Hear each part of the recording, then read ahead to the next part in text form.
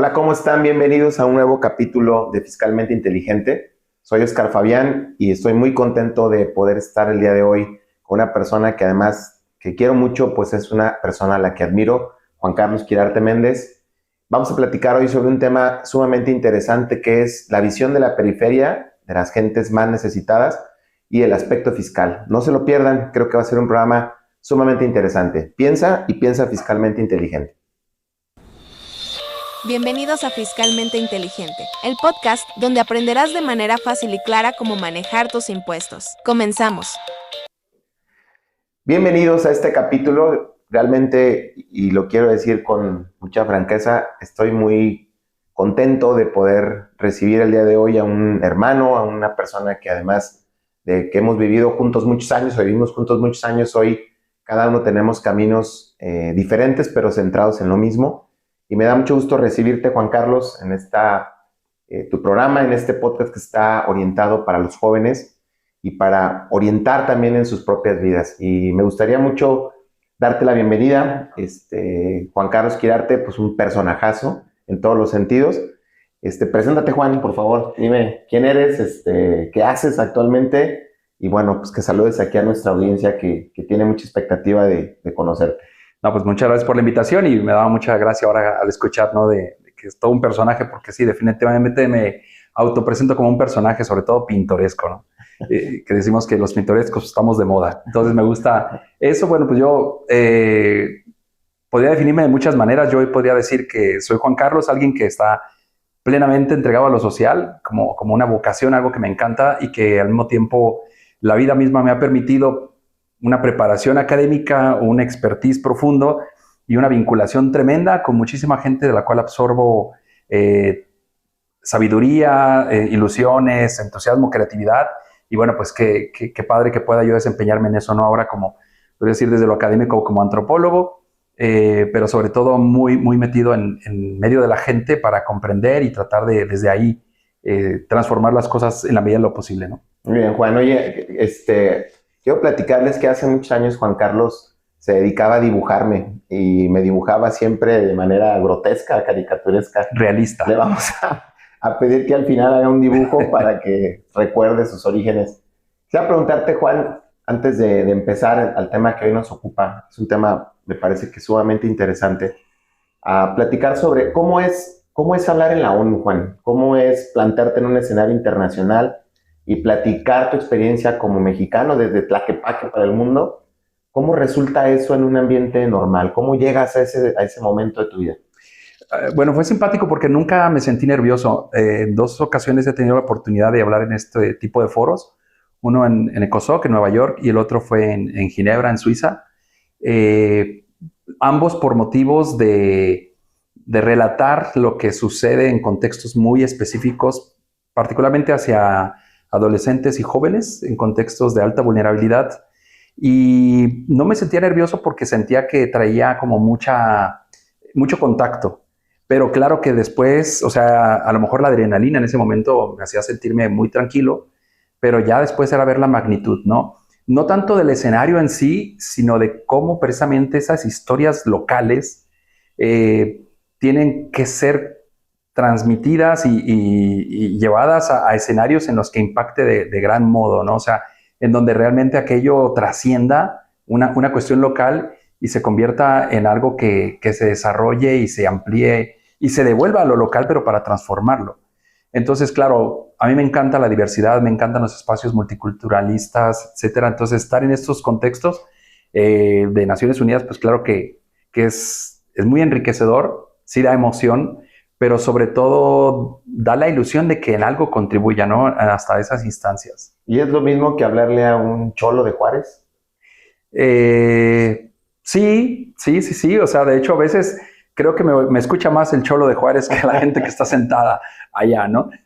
Porque realmente son escenarios en los que quizá la gente que está ahí trabajando día a día, yo los compadezco. De hecho, me invitaban a mí en su momento a estar también más tiempo en esos escenarios y la verdad no me llenaban tanto. Algunos me decían que estaba loco, que cómo no iba a aceptar ir a estar en Manhattan yendo, etcétera, ¿no? A trabajar allá. Pero en realidad me parece por mi gusto personal, muy, muy duro estar solamente en un contexto de narrativas y no en contacto con la gente, ¿no? No estar allí donde las cosas suceden. Y a veces lo frustrante que puede ser que por más evidencia que estés presentando y los meses y meses que lleva el poder llevar una narrativa a esos escenarios, parece que no sucede nada. O sea, en espacios tan macros, a veces creo que la angustia se vuelve más complicada. A lo mejor por eso me gusta lo del antropólogo, ¿no? Porque lo ve uno más en contexto donde lo pueda sentir, palpar, hasta oler. Aunque los aromas no son tan chidos. Pues muy bien, ya ven qué interesante está este programa. Vamos a analizar o a ver, tener una visión de lo fiscal, pero a partir de la periferia. ¿Qué tanto estas clases más vulnerables tienen espacios de desarrollo, de plenitud? Y vamos a ver desde lo fiscal qué es posible hacer. No se lo pierdan en nuestro programa. Oye, Juan, y antes todavía de entrar en materia, mira, actualmente muchos de los jóvenes están por definir qué estudiar, a qué se van a dedicar y bueno, cuando estábamos nosotros jóvenes pues era, ¿le atinabas o le atinabas? ¿No? Y hoy yo veo que hay procesos diferentes, pero ¿cómo tomas una decisión tan importante, tú que has tomado decisiones tan drásticas en tu vida? ¿Cómo te preparas para tomar una decisión de esa naturaleza? Cuéntanos un poco tu experiencia de definir tus opciones de vida, tu manera de dedicarte, por ejemplo, a esta labor social al 100%. ¿Cómo llegas a esos procesos? ¿Tú cómo lo verías para los muchachos que nos están escuchando? No sé, es que creo que a veces no hay una edad ni un momento específico en el que uno sienta que ya está en el momento que debe de estar y como si fuera una cuestión fija, ¿no? De hecho, yo creo que casi la mayoría de las cosas reales en nuestra existencia son dinámicas más que estáticas y entre ellas precisamente las tomas de decisiones, sobre todo estas en las que te refieres, que son hacia dónde voy a dirigir mi vida, qué voy a hacer. Hay muchos momentos, no solo uno o dos, en los que realmente uno tiene que frenarse y aventurarse, ¿no? Certezas creo que nunca las tenemos. A mí personalmente, en todas, sí es cuando da un poquito más de nervio, más que hablar en escenarios, por ejemplo, eso sí, ¿no? Dar el paso, aventurarse, pero al mismo tiempo a mí me ayudó mucho el como aprender a escuchar y escuchar de muchas formas, ¿no? Es decir, la escucha va más allá del sentido del auditivo, en cuanto a la capacidad de dejarse asombrar por lo que tenía enfrente de mí y maravillarme de que de pronto a lo mejor yo sentía que en esto era bueno, pero se aparece delante de mí situaciones, circunstancias que me hacen ver que entonces aquello que yo pensaba y lo tenía fijo no es y lo puedo cambiar.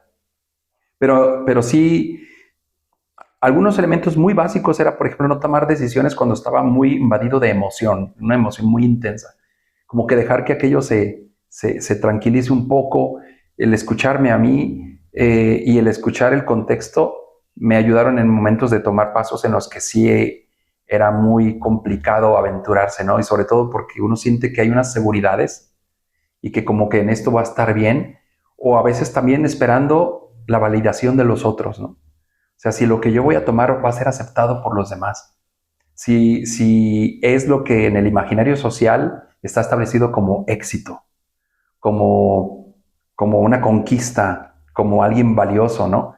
Creo que a veces hemos hecho muy estrecho el margen de los rumbos exitosos, los rumbos, vamos, así de grandes logros, porque es muy, muy amplio el abanico.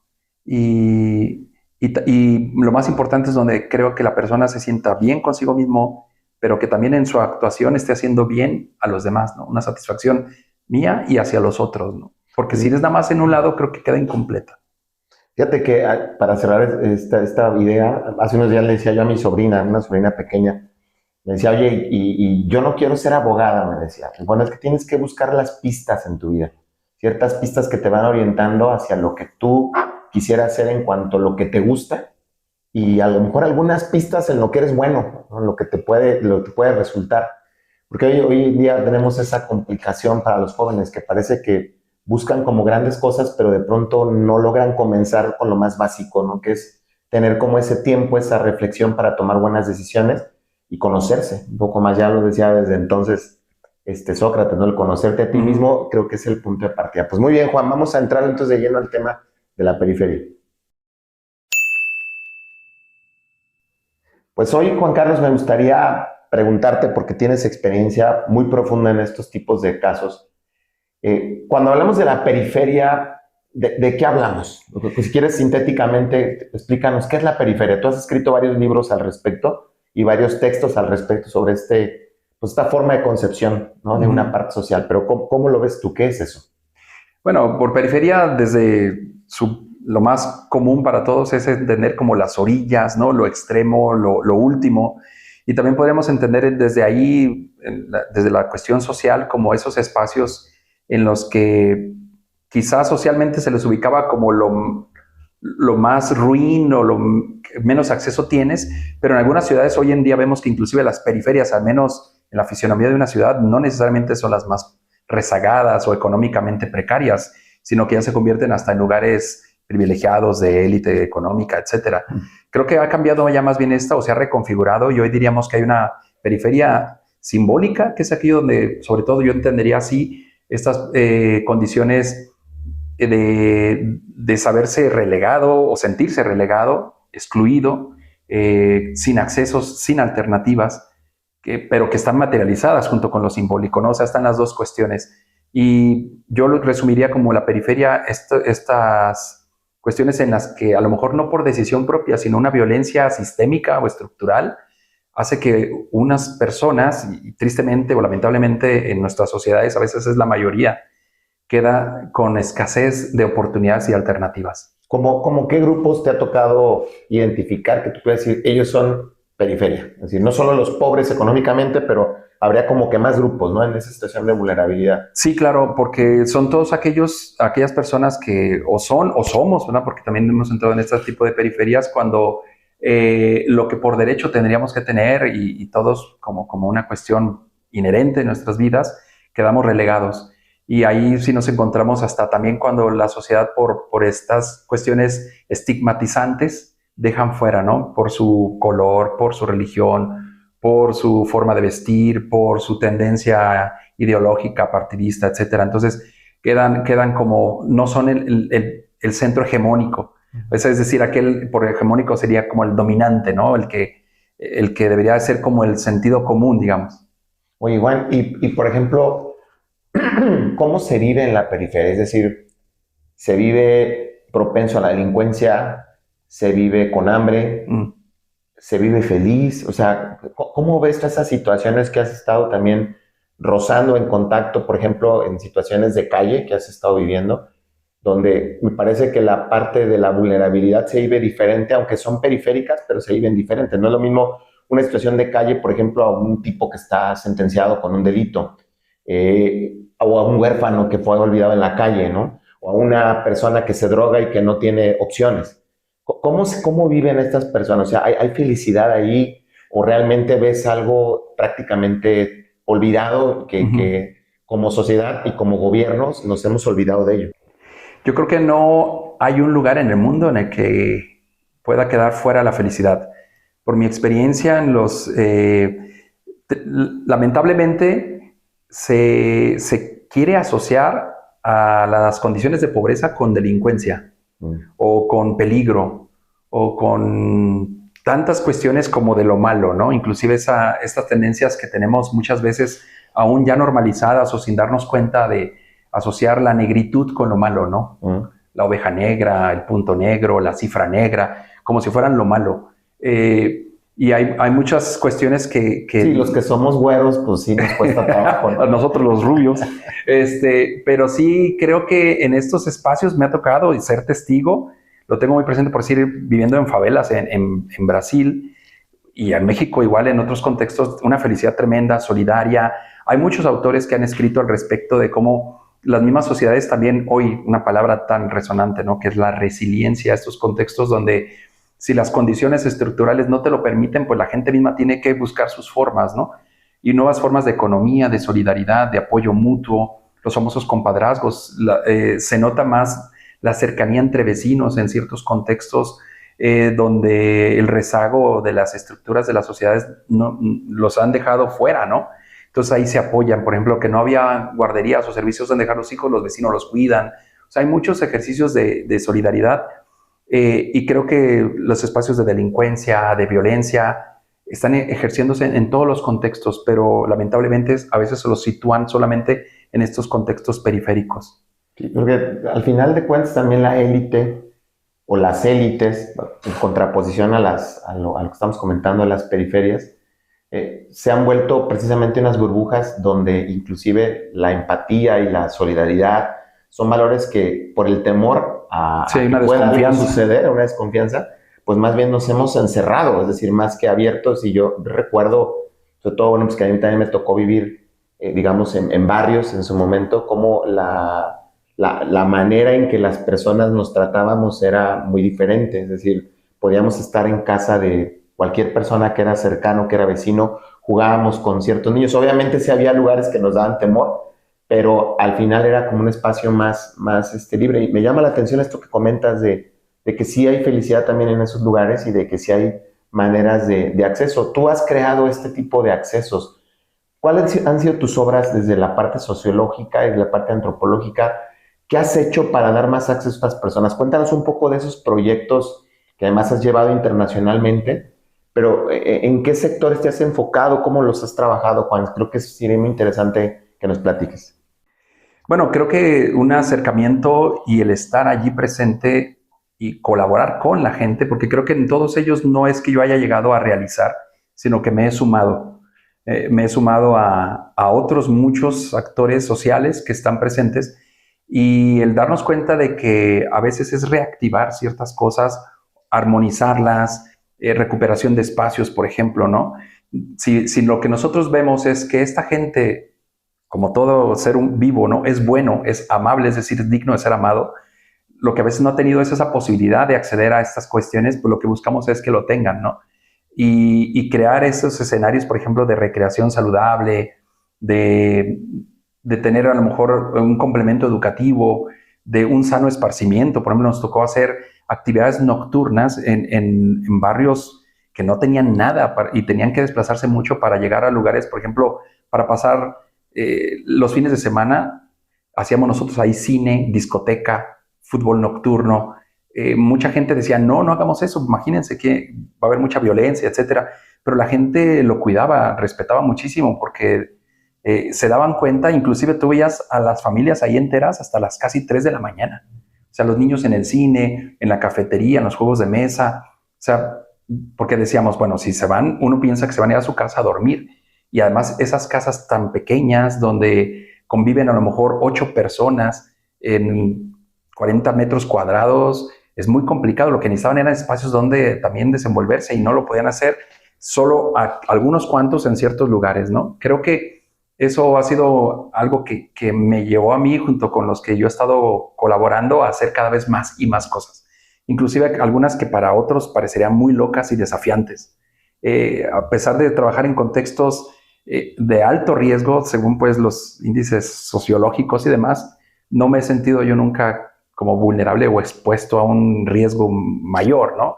Sobre todo en aquellos contextos donde también están presentes grupos delincuenciales, donde la droga circula y se ve ahí manifiesta, o inclusive con armas, ¿no? Hay como un sumo respeto por lo general. Siempre hay la prudencia y la cautela de saber uno cómo moverse, pero en realidad también la gente es muy solidaria, muy entregada. Una anécdota, por ejemplo, yo lo digo por decir en Ciudad Juárez, ¿no? Estadísticamente se comprobaba que estas empresas grandes que llevan a veces los ejercicios de redondeo, donde más la gente daba y sumaban mayores cantidades, eran en los contextos de mayor pobreza, más que en otros barrios de clase media o alta, lo cual denota también esa colaboración y a la vez también la corresponsabilidad de decir, yo sé, porque sé que va para esta y esta otra organización lo que yo redondeo, y creo y estoy cercano a ellos. A lo mejor en otro contexto pues ni siquiera saben de la existencia de esa asociación civil y pues no les interesa tanto. Entonces creo que en ese sentido la comunidad que se crea se puede desarrollar. Y si bien yo últimamente, bueno, no últimamente, ya los últimos 10 años al menos, ¿no? He trabajado muchísimo más en espacios de centros penitenciarios o con chicos que están dentro del sistema de justicia penal para adolescentes. También ahí se ve esta situación, ¿no? De que quienes están ahí por lo general vienen de periferias. Ahí te interrumpo un poco, Juan. ¿Hay algún común denominador que provoque que haya jóvenes, tan jóvenes ya con actos delictivos? Es decir, estuvieran en el lugar inadecuado, las amistades. ¿Qué los lleva? ¿Cómo analizas tú ese fenómeno social de los muchachos, adolescentes, jóvenes? Porque aquí nos escuchan varios jóvenes y adolescentes, que están ahí. Hace unos días, uno de mis hijos fue a jugar fútbol. No es zurdo, desgraciadamente, entonces como que está más limitado, pero fue a jugar fútbol y lo llevaron a la penal. Sí. Y él me decía, dice, es que todos los muchachos que están ahí nos decían, estuvimos con amigos inadecuados. O sea, no es tanto que fueran malos, sino que probablemente el entorno donde estaban. Pero tú, ¿qué has visto en ese proceso con los muchachos? ¿Cómo lo ves tú? Sí, es multifactorial. Yo creo que son un montón de factores, no, algunos más determinantes que otros, pero en mi experiencia veo, por ejemplo, sí es verdad también con quiénes están, y esto tiene todavía un ejercicio más para atrás, ¿no? ¿Por qué solamente con estos podían estar? Es decir, para muchos yo descubría que, por ejemplo, casi no conocen su propia ciudad, su universo es su barrio, porque no están en condiciones, porque no tienen a quién ver más allá o porque se sienten fuera de ese barrio, vistos a veces de una manera estigmatizante, ¿no? ¿Y quién se siente cómodo yendo a un lugar donde todo el mundo te vea como raro? Como si eres raro y el peligroso y el no bienvenido, ¿no? Entonces, sí es verdad, o sea, ese contexto también no tuvieron muchas alternativas, no tuvieron oportunidades. Lamentablemente también nos ha tocado ver que un altísimo porcentaje de ellos fueron, si no todos, víctimas previamente, ¿no? De muchas violencias, y la única vez que alguien les atiende o les aborda es porque ya están dentro del sistema de justicia, es decir, les abordan para punir, ¿no? En este caso su sentencia, y no tanto para atender por una situación en la que antes fue víctima. Entonces ya cuando llega el adulto, cuando llega la persona que interviene, ya llegó tarde, porque no llegó cuando fue víctima, llegó cuando ya él se convirtió en un victimario, o ella, ¿no? Cuando se convirtió en una persona que desplegó una práctica abusiva, por ejemplo, o cuando fue el que cometió una falta administrativa. Pero entonces sí descubre uno muchos factores. También uno tiene que darse cuenta de que ya no es esta familia idílica, y por idílica dígase aquella que se entiende como la tradicional, ¿no? El papá, la mamá, sí, con ciertos esquemas que están todavía así como instalados en el imaginario como la familia. Hoy día debemos reconocer que la familia es muy diversa, y no siempre la familia es el punto o grupo de apoyo. Al contrario, muchas veces la familia o quienes están como bajo la protección, digamos, de las personas no están protegiendo, sino dañando. ¿Y en tu trabajo, tú llegas antes o llegas después? ¿Cómo es tu inserción ahí? O sea, porque eso es interesante. Hablabas de cierta prevención, pero ¿llegas antes o después? Hoy se conocen como 3 tipos de niveles de prevención, ¿no? Primaria, secundaria y terciaria. En mi historia yo podría decir que empecé y por muchos años me dedicaba mucho a la prevención primaria, es decir, el antes, intentar anticiparnos a que sucedan las cosas, que es donde uno, por ejemplo, no sé, es proporcionar espacios para la recreación, la educación en sí misma, todo aquello que garantice un resguardo y a la vez una promoción de un sano desarrollo para evitar que lleguen a cometer alguna cuestión. Eso es como la más prevención primaria, ¿no? La prevención secundaria, diríamos así en palabras más sencillas, como estas condiciones de alto riesgo y que hay que estar más fino para que no, que están como al filito, ¿no? De llegar a algo, entonces estar ahí atentos. Pero en mi historia de los últimos años he estado más dedicado a la prevención terciaria, que ya acontecieron eventos.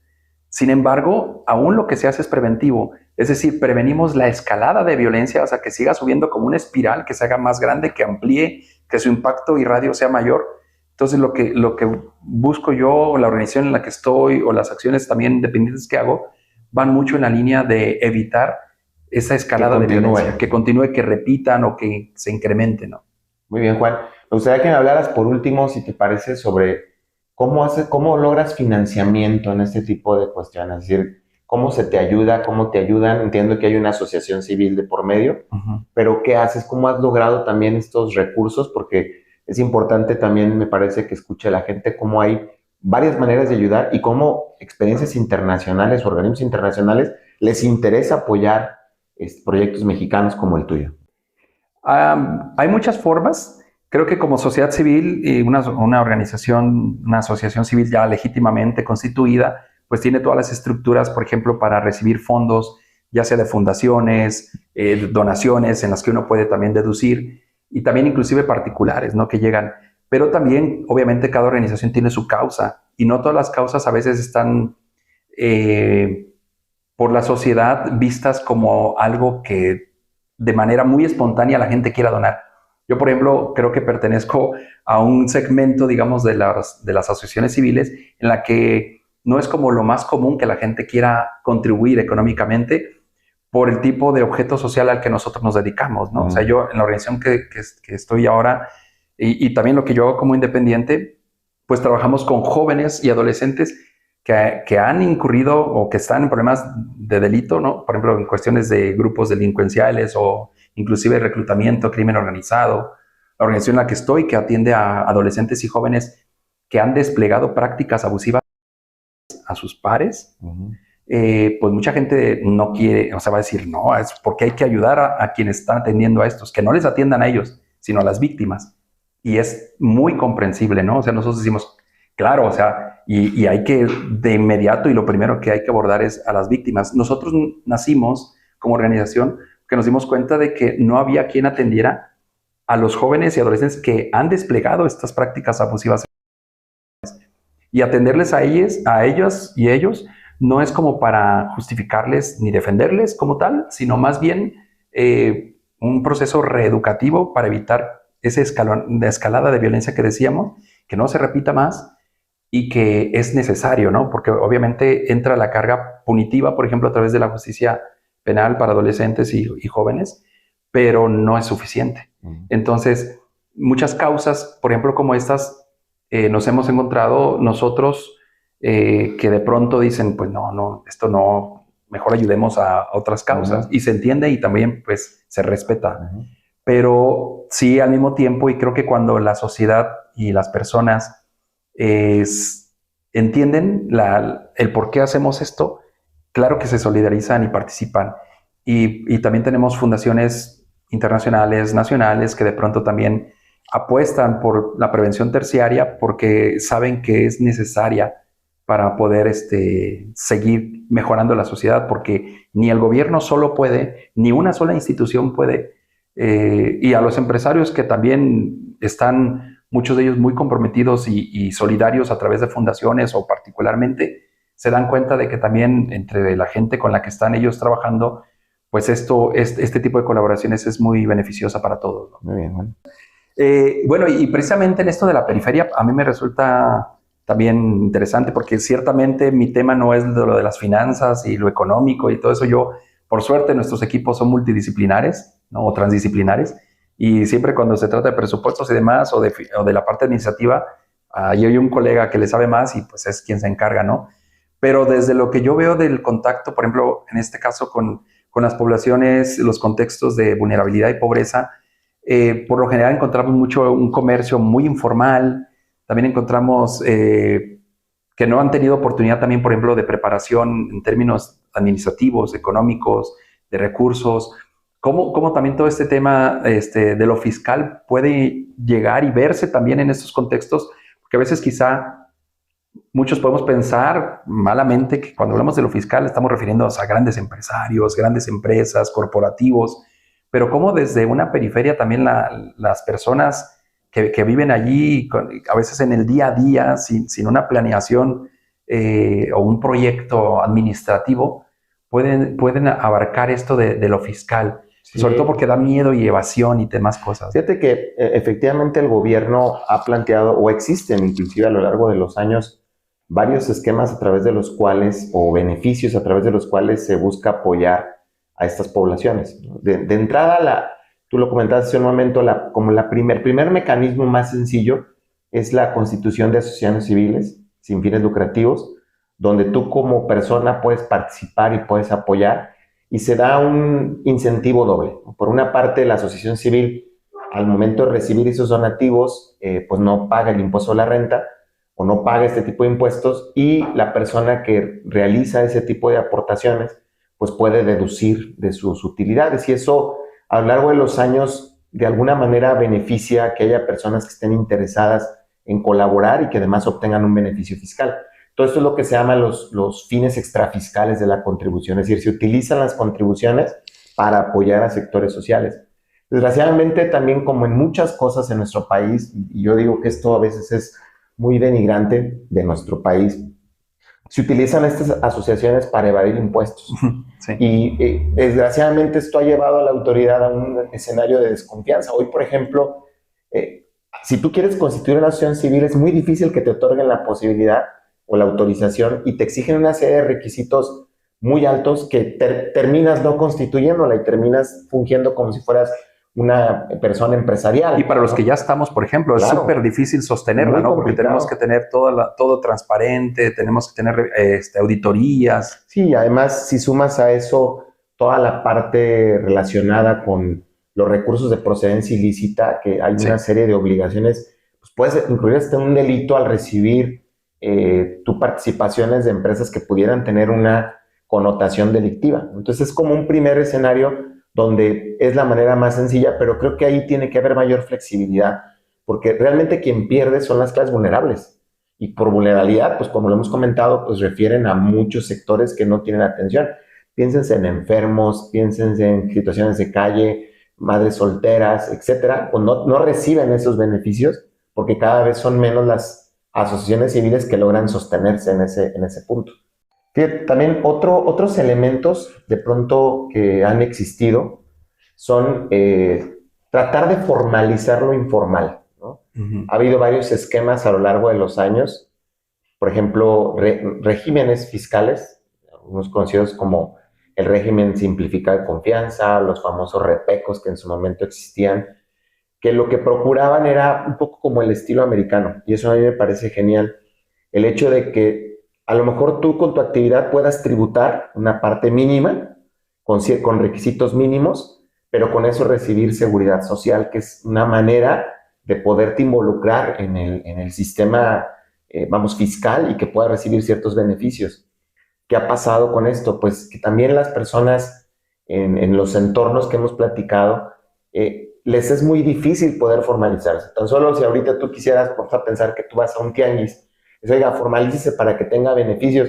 Sí, pues, pero las citas me las dan en 7 meses, pues, ¿cómo voy a qué pierdo mi tiempo, no? O ¿a qué pierdo mi tiempo para que vengan aquí a quitarme mis mercancías, que no me dejen importar? ¿Sabes? Es una serie de situaciones que cuando el gobierno las ha propuesto, las propone con cierto temor en lo fiscal.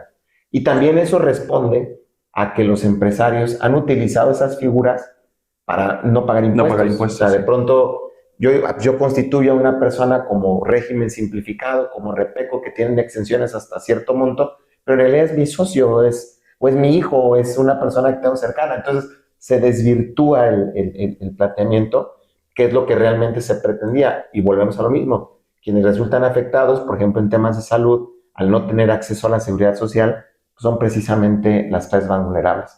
En temas de incentivos de educación, también ha habido programas muy interesantes para que jóvenes sin trabajo, tú los puedas contratar o los pudieras contratar por primera ocasión y recibir una exención importante, una deducción para ti como empleador, y al mismo tiempo que esas personas que su primer trabajo tengan acceso a cotizar, tengan acceso a entrar a un régimen formal, ¿no? De nueva cuenta, la autoridad entra con mucho temor a hacer eso, propone estas situaciones, pero después limita. Entonces, se desvirtúan esos programas que pueden existir, pero habría muchas maneras, como son algunos ejemplos de los que te he dado, a través de los cuales podría beneficiarse, ¿no? Yo creo que hoy, así como se han dado actualmente ciertos beneficios para atenderte a nivel psicológico o a nivel de obesidad, que pudiera haber todavía más incentivos para estas situaciones, ¿no? Para ciertas acciones que van en pro de los más necesitados. Creo que ahí tendríamos no solamente darte dinero como programa social, porque al final eso tiene un vicio en sí mismo, ¿no? El darte una dádiva, una prestación, pero no tiene nada más allá más que el efectivo. Obviamente sí tiene repercusión en la vida diaria. Mueve algo, pero no tienes ninguna otra forma de poder acceder o de poder continuar en diferentes escenarios que podrías tener si hubiera programas de otra naturaleza. Creo que ahí en lo fiscal, la clave, en mi opinión, tendría que dirigirse a que haya muchos más beneficios para que hubiera mayor contratación, mayor inserción al sistema de seguridad social, más facilidad en vivienda, ¿no? Eso todo el tema de Infonavit también se ha reducido y las inmobiliarias pues podrían hacer sin duda como antes era, lugares donde pudiera haber mayor habitabilidad con beneficios fiscales. Pero creo que toda esta parte se ha atemorizado mucho a la autoridad por los diferentes excesos que abusos se han cometido. A ver, Juan, antes de despedirnos, te agradezco muchísimo la experiencia que nos has contado. ¿Qué les dirías a los papás de mi edad, jóvenes, cincuentañeros, que tenemos hijos adolescentes? ¿Qué les dirías tú de si vale la pena ser empático, si vale la pena tener solidaridad, si vale la pena cultivar esos valores, o si efectivamente vale más la pena preocuparte por ti, preocuparte por tu desarrollo personal, preocuparte por tu profesión, por ser exitoso? ¿Qué les dirías tú? ¿Cómo ves tú ahora la vida después de que has tocado esas periferias? ¿Vale la pena eso? ¿O vale la pena mejor orientarnos al éxito, como decíamos, en una visión muy, muy estigmatizada y muy, muy sesgada? No, bueno, primero diría con cautela por el atrevimiento, que yo no tengo hijos, y entonces, pero sí algunas cosas que creo que me animaría a decir muy universal, es que la empatía siempre sería fundamental. En ese sentido del acercamiento con sus hijos desde un modo no autoritario o impositivo, ¿no? Sino también entendiendo no solamente su etapa fisiológica, ¿no? En la que está también en proceso hasta de mucha muda su parte cerebral, que es todo ese tiempo de la poda, ¿no? Es una etapa interesantísima del que tiene hijos adolescentes y entrando en la juventud por esas implicaciones. Para él es todo un desafío, yo creo que para un padre también, ¿no? Entonces estar allí cercano, apoyar en decisiones, pero sobre todo generar mucho diálogo, conversación, pero una conversación en la que vaya no tan sugestiva, ¿no? Sino que permita que aflore, digamos, la creatividad, la iniciativa, las propias ideas. No creo que esté peleado el éxito como tal, o sea, en el sentido de que se puede llegar a hacer grandes cosas, pero nunca perder el sentido solidario y también entender, no estigmatizar a quienes no estén en una etapa a lo mejor también hasta privilegiada, podría decirlo, ¿no? O sea, darse cuenta de que los otros se asocia mucho y por eso se dicen los pobres, los vulnerables. Hoy el lenguaje mismo nos ha ayudado a decir el que está en esa condición de pobreza, en condición de vulnerabilidad, nos parecerá como más largo decirlo, pero nos ayuda a también saber desconectar, ¿no? Y decir, no, son personas como nosotros, pero que de pronto hubo circunstancias o muchas circunstancias que hicieron que no tenga las posibilidades que a lo mejor uno tiene, ¿no? Entonces, sí, un ejercicio de muchísima sensibilidad, de no enjuiciar y en sus opciones, pues claro, o sea, yo creo que lo que le haga feliz, pero que en su felicidad no sea a costa de la desdicha de los otros, ¿no? Sino que creo que la satisfacción es padrísima cuando una persona ve que en sus logros y los alcances que ha tenido está haciendo que también los demás crezcan, que los demás también estén bien como él también pretende estarlo. Muy bien, Juan. 4 preguntas rápidas, Juan. Contéstame lo que te venga a la mente. ¿Pacquiao o Canelo? Pacquiao, pues yo me parezco al Pacquiao. ¿Don Bosco o Ignacio de Loyola? Don Bosco. ¿Chivas o América? Chivas, definitivamente. ¿Argentinas o mexicanas? De todo, de todo. De todo un poco. Muchas gracias por acompañarnos en este programa de Fiscalmente Inteligente, Juan. Muchísimas gracias. Creo que nos dejas una aportación y una reflexión importante. Y bueno, pues ojalá que mucha gente pueda escucharte. Creo que vale la pena seguir tu trabajo. Yo te quiero mucho, te admiro mucho y además creo en ti, que eso es algo muy importante. Y hemos sido compañeros de vida durante bastantes años. Así es que para mí es un privilegio que hayas estado con nosotros. Espero que también ustedes lo hayan disfrutado. Hay que pensar, seguramente Juan Carlos sin duda alguna piensa fiscalmente inteligente. Soy Oscar Fabián y les agradezco que nos acompañen en este nuevo capítulo de Fiscalmente Inteligente.